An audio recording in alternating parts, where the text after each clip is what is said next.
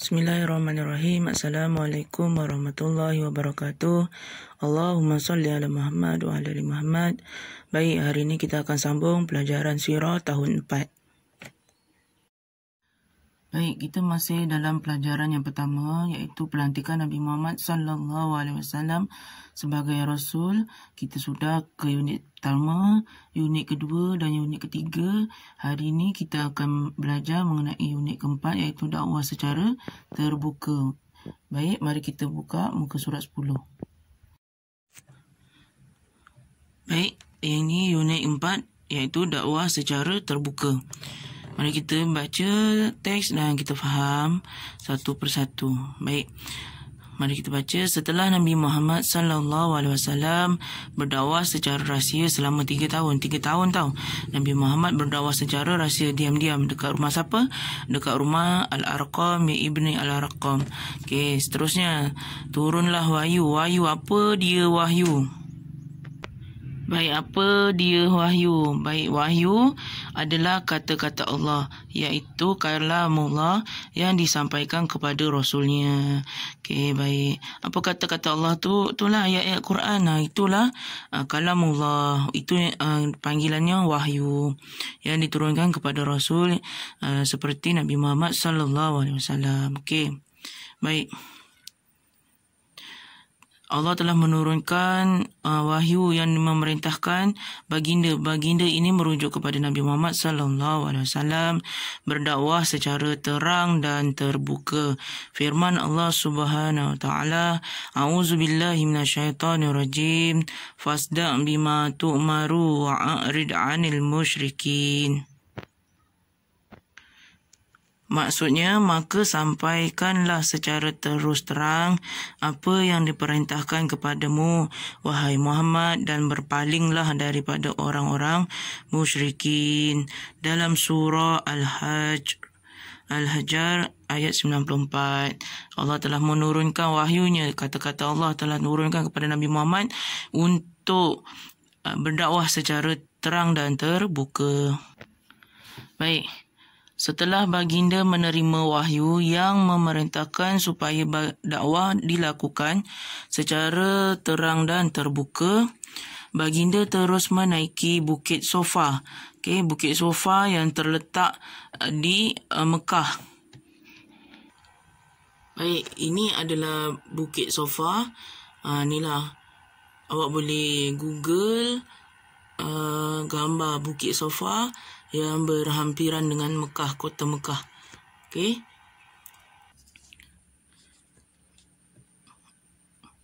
Apabila baginda terus menaiki Bukit Sofa dan baginda menyeru penduduk Mekah datang beramai-ramai mendengar seruan dakwahnya. Apa yang Rasulullah serukan kepada musyrikin masyarakat Quraisy tu? Okey, yang pertama, mentauhidkan Allah Subhanahu Wa Taala. Baginda naik dekat Bukit Sofa yang tadi saya tunjuk gambarnya tu. Okey, baginda mengajak ramai-ramai orang musyrikin Quraisy ni, orang masyarakat Quraisy.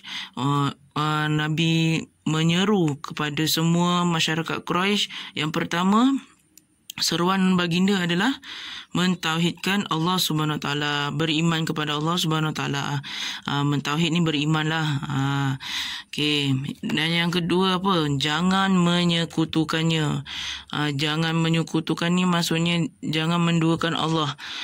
Allah tu Tuhan yang satu, yang Maha Esa. Sebab tu kita dilarang menyembah berhala sebab menyerupai dan menyekutukan Allah. Okey, yang ketiga, apa seruan baginda yang ketiga? Iaitu beriman dengan hari akhirat. Kita kena percaya hari akhirat. Iaitu hari apa? Hari akhirat ni, hari kiamat. Okey, yang keempat, seruan yang keempat, percaya kepada balasan baik dan buruk. Baginda menyeru 4 perkara ni di atas Bukit Sofa secara berdakwah secara terang-terangan selepas 3 tahun berdakwah secara rahsia. Okey. Mari kita bawa ni. Seruan baginda ditentang oleh bapa saudaranya Abu Lahab. Siapa Abu Lahab ni? Abu Lahab ni adalah bapa saudara Nabi Muhammad sallallahu alaihi wasallam. Bapa saudara pun tentang dia. Ditentang. Bapa saudara ni tentang sendiri anak buah dia. Macam mana ni? Abu Lahab berkata, Abu Lahab ni cakap dekat Nabi ni, binasalah engkau wahai Muhammad, apakah kerana ini engkau menghimpunkan kami di sini? Lalu Allah SWT menurunkan surah berikut. Yang ini Abu Lahab cakap dekat Nabi Muhammad. Setelah Abu Lahab bercakap, Allah terus turunkan wahyu dia dalam surah Al-Masad ayat 1 hingga 5. Firman Allah SWT, A'udzubillahi minasyaitanirrajim. Bismillahirrahmanirrahim. Tabbat yada abi lahabi wa tab. Ma aghna anhu maluhu wa ma kasab. Sayasla naran zata lahab. Wa amra'atuh hammalatal hatab. Fi jidiha hablum mim masad. Baik, maksudnya binasalah kedua tangan Abu Lahab. Sesungguhnya dia akan binasa.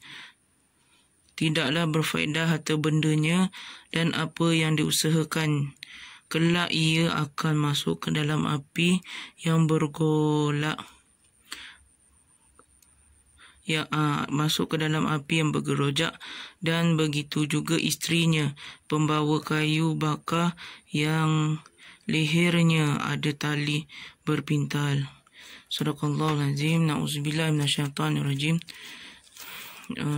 Tak minta kita dihindar daripada sifat Abu Lahab. Allah pun membinasa Abu Lahab kerana menentang Nabi Muhammad SAW. Jadi kita sebagai umat Nabi Muhammad sentiasa berselawat kepada Nabi Muhammad SAW agar mendapat syafaat Nabi Muhammad ketika hari akhirat. Okey, baik. Rasulullah SAW menghimpunkan kaum kerabatnya dan mengajak mereka memeluk Islam setelah Allah SWT mewahyukan kepada baginda ayat-ayat berikut. Firman Allah SWT, A'udzubillahi minasyaitanirrajim. Wa anzir ashiratakal aqrabin. Wahfid janahakal limanittaba'aka minal mu'minin. Fa'in asauka fakul inni bari'um mimma ta'malun. Sadaqallahul azim. Maksudnya, dan berilah peringatan serta amaran kepada kaum kerabatmu yang dekat, dan hendaklah engkau merendah diri kepada pengikut-pengikutmu, orang-orang yang beriman. Kemudian jika mereka ingkar kepadamu, maka katakanlah, sesungguhnya aku berlepas diri dari apa yang kamu lakukan. Suratul Syu'ara ayat 214 hingga 216. Okey, baginda menyeru mereka mentauhidkan Allah Subhanahu wa ta'ala dan meninggalkan penyembahan berhala. Baginda semakin kuat berdakwah kepada orang ramai tanpa mengira masa dan sasarannya. Namun usaha baginda ditentang oleh Abu Jahal. Siapa Abu Jahal? Bukan bapa saudara Nabi, tetapi dia adalah pembesar semasa itu, pembesar ketika zaman Nabi Muhammad SAW, pembesar Mekah. Abu Jahal terkenal kerana dia bermusuhan dengan Nabi Muhammad SAW. Usaha baginda tadi ditentang oleh Abu Jahal dan Abu Lahab yang sentiasa mengikori dakwah baginda. Dia musuh, tapi mana baginda berdakwah diikut. Sebab apa? Sebab dia nak musuhkan Nabi Muhammad SAW. Abu Jahal dan Abu Lahab menyuruh kaumnya supaya tidak meninggalkan agama nenek moyang mereka yang menjadi anutan dan budaya mereka. Abu Jahal ni bersungguh-sungguh jangan bagi kaum dia mengikut dakwah baginda. Tetapi apa yang jadi? Yang terjadi adalah penduduk Mekah semakin ramai yang menerima dan yakin dengan ajaran Islam. Mereka tidak gentar menghadapi sebarang ancaman daripada kaum kafir Quraisy walaupun sebahagian mereka diseksa. Bayangkan mereka diseksa tetapi mereka yakin dengan ajaran Nabi Muhammad SAW. Jadi mereka kukuh dengan Nabi Muhammad SAW dengan ajaran Islam. Mereka tetap mentauhidkan Allah Subhanahu Wa Taala dan mengakui kerasulan Nabi Muhammad SAW. Sampai diseksa. Kita sekarang alhamdulillah keluar-keluar lahir je kita dah jadi umat Nabi Muhammad SAW. Tetapi apa yang kita buat untuk Nabi Muhammad SAW? Sedekahkan Al-Fatihah, hadiahkan Al-Fatihah buat Rasulullah SAW dan juga selawat ke atas Nabi Muhammad SAW. Okey, itu menandakan kita cinta pada Nabi Muhammad SAW. Orang kafir Quraisy pergi menemui bapa saudara Nabi iaitu Abu Talib. Tadi Abu Jahal kan. Abu Jahal tu bapa saudara Nabi yang menentang dakwah Rasulullah. Tetapi ni Abu Talib dia melindungi Nabi Muhammad. Mereka memohon Abu Talib menasihati Nabi Muhammad SAW dan melarang baginda dari mencela berhala mereka dan menuduh bapa-bapa dan nenek-nenek mereka yang berada dalam kesesatan.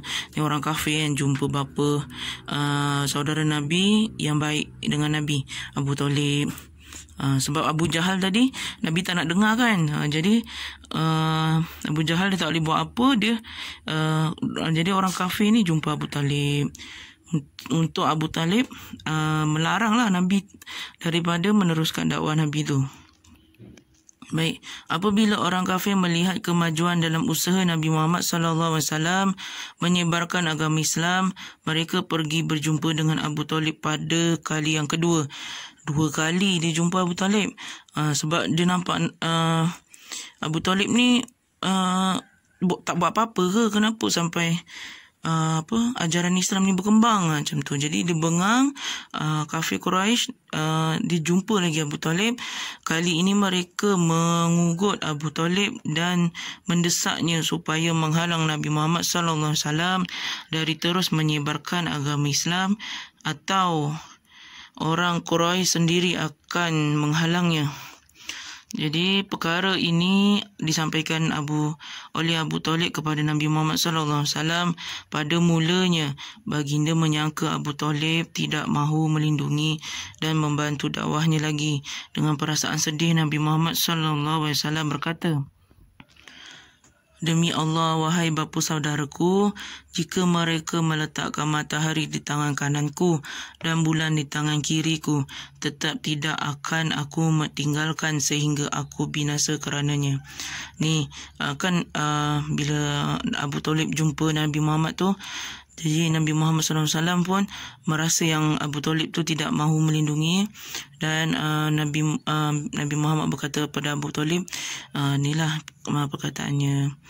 Jadi setelah mendengar ucapan yang tegas daripada anak saudaranya, Abu Talib pun berjanji akan terus melindungi Nabi Muhammad SAW dan dakwah baginda dari gangguan dan ancaman orang-orang Quraisy. Baik, itulah cerita sedikit mengenai dakwah secara terbuka Nabi Muhammad SAW yang banyak rintangan dan tentangan. Walaupun bukan setakat daripada kaum Quraisy Mekah, bukan daripada masyarakat Quraisy Mekah saja, tetapi daripada bapa saudara sendirinya, iaitu Abu Lahab. Okey. Tahukah anda Nabi Muhammad SAW pernah ditawarkan dengan pelbagai perkara supaya baginda menghentikan dakwahnya. Tetapi baginda pernah ditawarkan untuk menjadi raja dan diberikan harta yang paling banyak, tetapi semuanya ditolak oleh baginda. Tu ingat, walaupun kita sebagai Nabi Muhammad SAW adalah utusan Allah. Jadi Nabi Muhammad tetap dengan ajaran Allah, iaitu agama Islam, dan Nabi Muhammad gigih walaupun banyak tentangan, dia meneruskan dakwah Islamnya ke seluruh tanah Arab. Baik, sebelum kita mengakhiri pelajaran hari ini, Ustazah, marilah kita amalkan sentiasa perkara yang baik, ya. Amalkan sentiasa berani berterus terang untuk menyatakan kebenaran. Setengah orang takutlah nak cerita yang sebenar, dia tipu, dia pusing-pusing, padahal benda tu tak baik. Jangan berbohong. Kalau benda tu perkara yang walaupun benda tu menyakitkan kita, menakutkan kita, tapi kita kena bagi tahu yang sebenar. Okay, itu sahaja untuk hari ini. Kita jumpa lagi untuk kelas akan datang. Wabillahi taufiq wal hidayah. Wassalamualaikum warahmatullahi wabarakatuh.